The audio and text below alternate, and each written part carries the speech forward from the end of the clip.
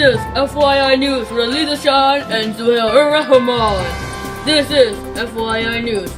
Let's go to the top stories of today. Aliza, Zuhail, over to you. Welcome to FYI News. Hello everyone, my name is Aliza Shan. And my name is Zuhail Rahman. We will be talking about today's top news story. A horrendous avalanche struck a decimated Paris village today around 3 a.m. It is said that this avalanche had originated from Mount Blanc and was a slab avalanche, which is the deadliest type of avalanche that is known to happen in France. We have more with our top news reporter, Susan. Thank you, Eliza. As you can see, this was a really small village, so the whole village was sadly impacted. Either people were severely hurt or sadly passed away. You could call this a destructive human-environmental interaction. Do you know what the death toll is right now?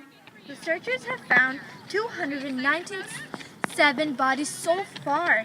Also, they have taken 152 people to the hospital already. So far, there have only been small parties, certain search parties going, and they have started to get bigger. So most likely, the death toll will rise. All we can do now is pray for the loved ones who have died and are fighting death as we speak.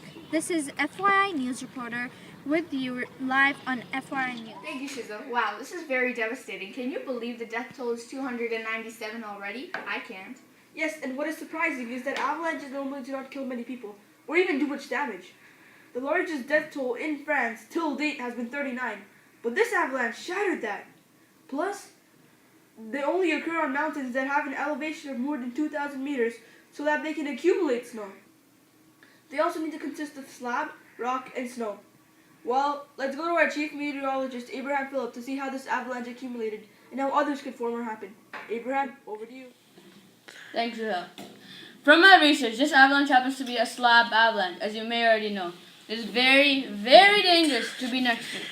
Well, the weather seemed to be getting a bit snowy just a few hours before, and most likely what would have happened would have been the pressure of the new snow that landed would have been too much, causing a weak layer of snow beneath to fracture and break into small pieces.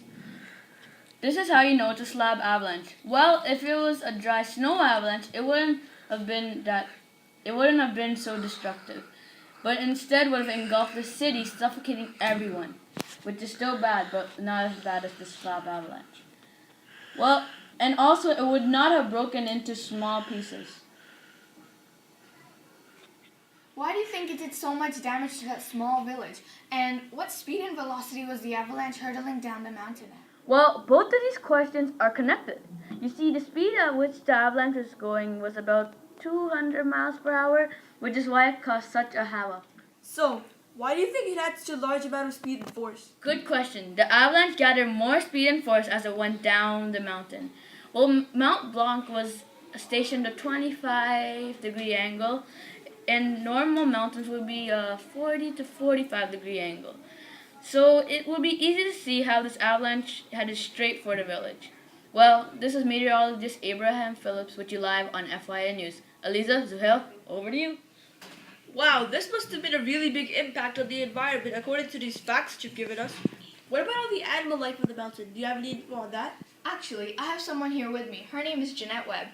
You might know her. She's an author of many award-winning nonfiction novels. Welcome, Mrs. Webb. Hello, Zuhail and Eliza. How are you? Great. Now tell us about the mountain life on Mount Blanc. What happened to all the natural wildlife? What happened to all of their habitat? Well, there was a lot of natural wildlife on this mountain. Most animals sadly died, but luckily a few had time to escape. The best theory on how they escaped is that animals can feel even the slightest tremor, and that can trigger their acute senses, giving them a signal of what is going to happen. The sad thing is that all of their homes have been destroyed, so they will have to find somewhere else to live, but for the time being, they are being taken care of at a local animal shelter. As for the natural trees and forests, they're all being replanted as we speak. Thank you, Mrs. Webb. Stay tuned. Coming up next is what areas are affected and how to be prepared for an avalanche. Boy, fast cars. You see how fast that car is going? Woo, woo.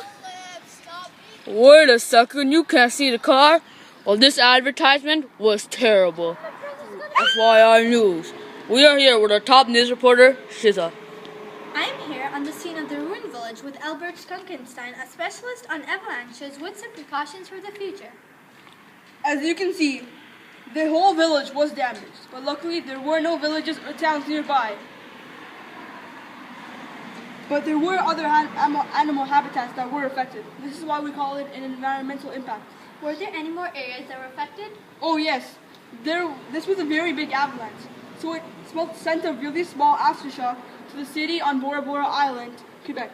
Thank you, Albert Skunkenstein. This is Shiza with Albert Skunkenstein. Back to you, Eliza and Thank you, Susan. Shiza, for that compelling news story. Well, next time you go on a winter vacation, check the weather and be prepared because anything can happen. When hiking on a snowy mountain, be sure to take a professional with you and always stay in sight with your group. When skiing or snowboarding, make sure the mountain snow is not slipping or looks dangerous. If so, evacuate the mountain ASAP. Yes, well, this was Eliza Sean And Sewell Rahman on FYI News. See you next time.